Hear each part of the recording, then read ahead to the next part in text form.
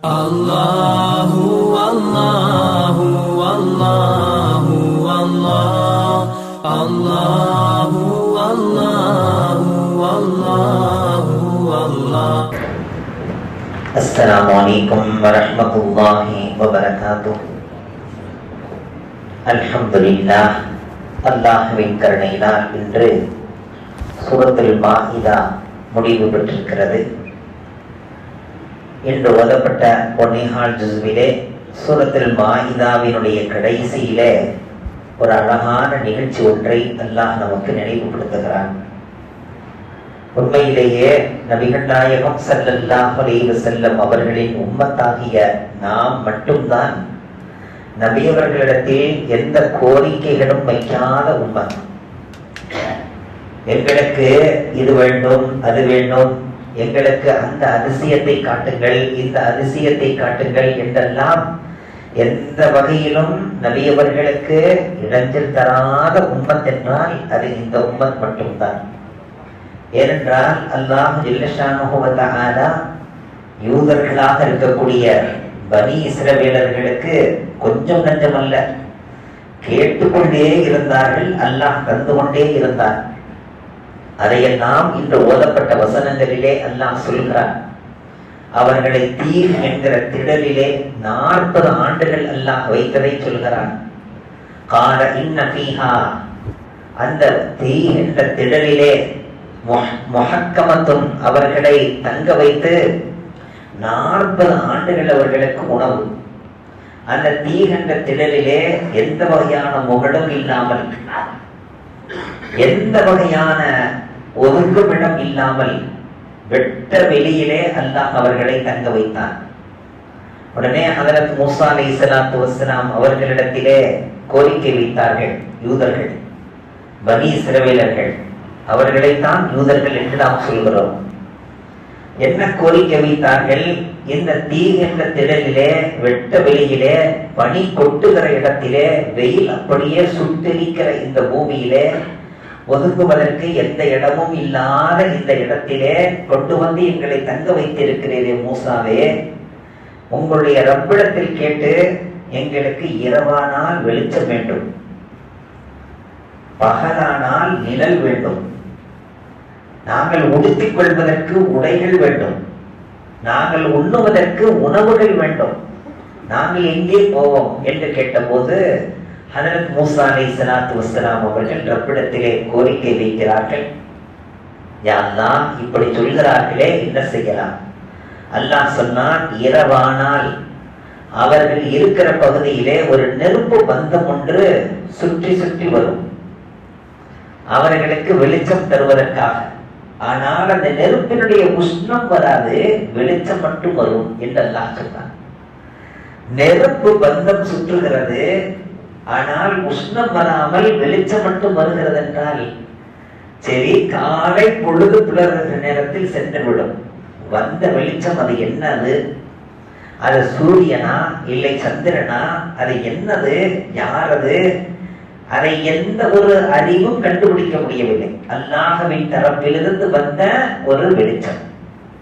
சரி, பகல் நேரத்தில் பார்த்தால் நல்ல முறையிலே நிழல் வந்துவிடும், மேகமூட்டம் அப்படியே இருக்கும், மேகம் அவர்களுக்கு கொடைபிடிக்கும். அல்லாஹ் சொல்கிறார், உங்களின் மீது மேகம் கொடைபிடித்தது. எந்த உம்மத்துக்கு கொடைபிடித்தது? இரவானால் அல்லாஹ்வின் தரப்பிலிருந்து தனிப்பட்ட வெளிச்சம் வந்தது. எந்த உம்மத்துக்கு வந்தது? சரி, இனி என்ன கேட்டார்கள்? நாங்கள் உடுத்தி இருக்கிற உடை, அந்த உடை அழுக்காகவே செய்யாது. அல்லாஹ் சொன்னான், அவரவர்கள் உடுத்தி இருக்கிற உடையை அவர்கள் கலட்ட வேண்டிய தேவை வராது, அந்த உடை அழுக்காகவும் செய்யாது, அந்த உடையிலிருந்து நாற்றமும் வராது. அல்லாஹ் சொன்னான். எந்த உம்மத்துக்காவது இப்படி அல்லாஹ் தந்திருக்கிறானா? சரி, அந்த ஆடை சின்ன குட்டி பையனாக இருக்கும் போது அதை அவன் உடுத்தினான்.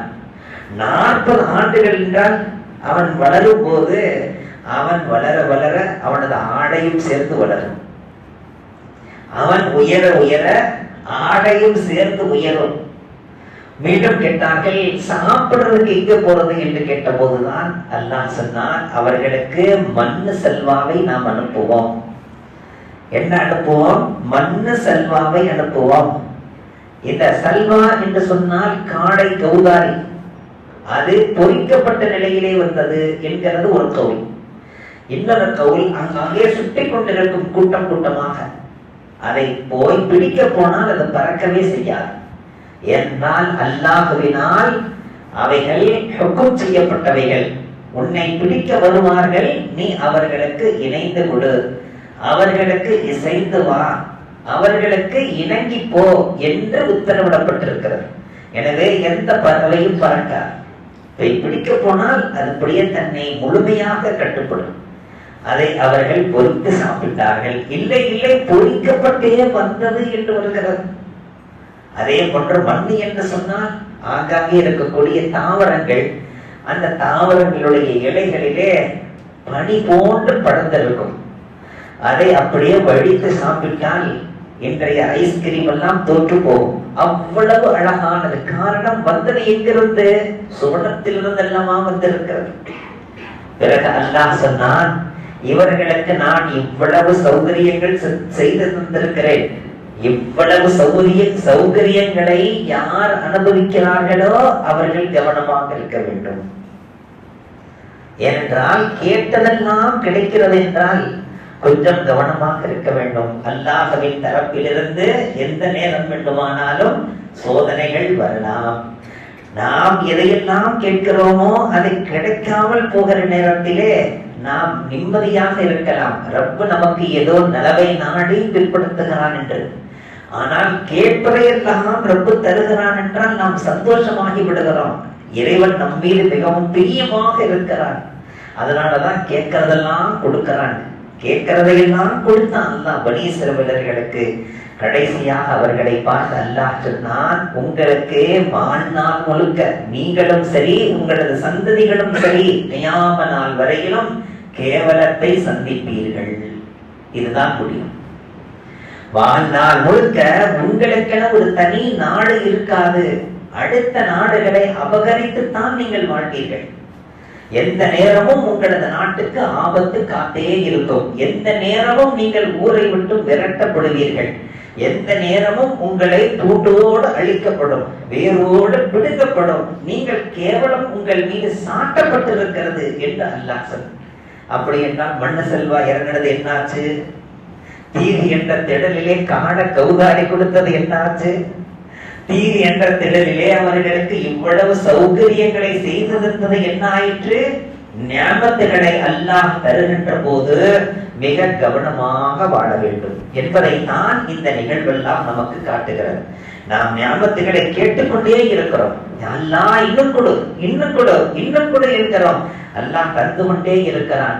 தந்து கொண்டே இருக்கிறான் என்றால் சோதித்துக் கொண்டிருக்கிறான் என்று அர்த்தம். அதிலே கவனமாக இருக்க வேண்டும்.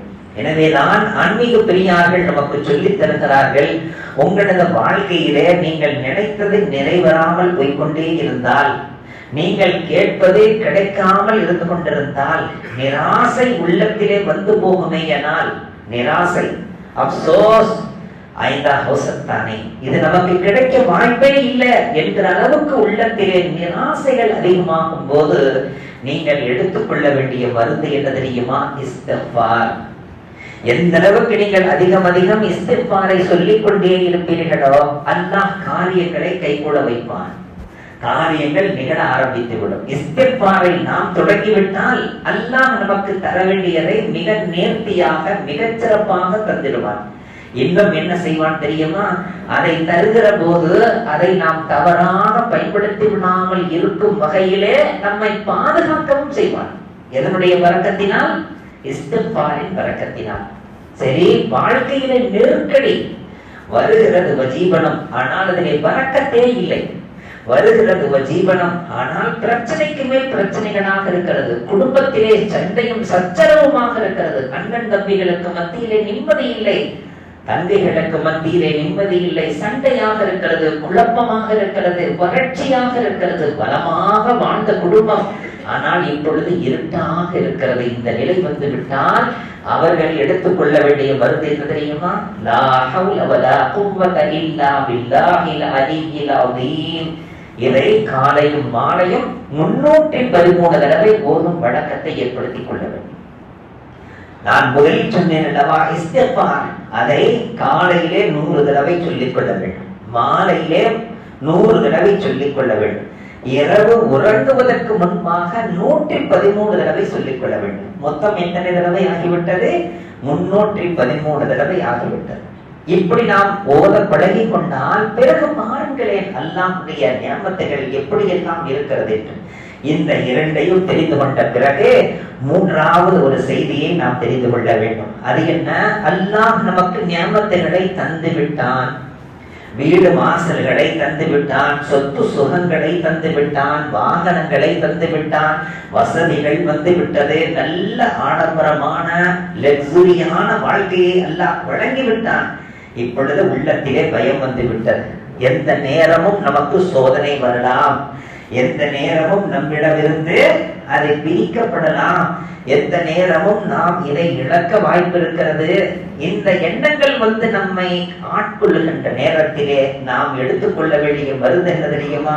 அல்ஹம்துலில்லாஹ், அல்ஹம்துலில்லாஹ், அல்ஹம்துலில்லாஹ், அல்ஹம்துலில்லாஹ். இந்த அல்ஹம்துலில்லாஹ் அவனுக்கு தந்த நியமத்தை பாதுகாக்கும், தக்க வைக்கும், இழக்காமல் அவன் இருப்பதற்கு இது உதவியாக இருக்கும், இன்னும் அதிகமாகுவதற்கு காரணமாக இருக்கும்.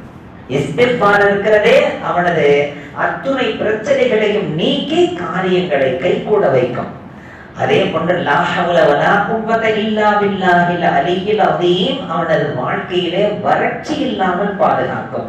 வறட்சி ஏற்பட்டிருந்தால் அதை நீக்கி வளமான வாழ்க்கையை ஏற்படுத்தி தரும்.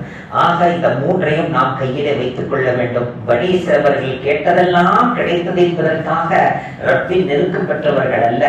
நாம் கேட்டதெல்லாம் கிடைக்கவில்லை என்பதற்காக இறைவனின் கோபத்துக்குரியவர்களும் அல்ல நாம். எனவே நாம் நினைத்ததை கேட்டால், நாம் எதை ஆசிக்கிறோமோ அதை கேட்டால் அல்லாஹ் அதை நமக்கு பரிசீலனை செய்வான். அதை தருவது சரியா இல்லையா, அதை அவன் வைத்து அதை அழகான முறையில் பயன்படுத்துவானா, இல்லை அவனுக்கு ஆபத்தில் போய் முடியுமா? இரண்டையும் வைத்துத்தான் அல்லாஹ் நமக்கு தருகிறான். அது ஞாபகத்தில் இல்லையா? எனவே அதை நாம் உணர வேண்டும். வல்ல ரஹ்மான் புரிந்தவன் செய்யும் பாக்கியத்தை நம் அனைவருக்கும் தந்தல்வானாக.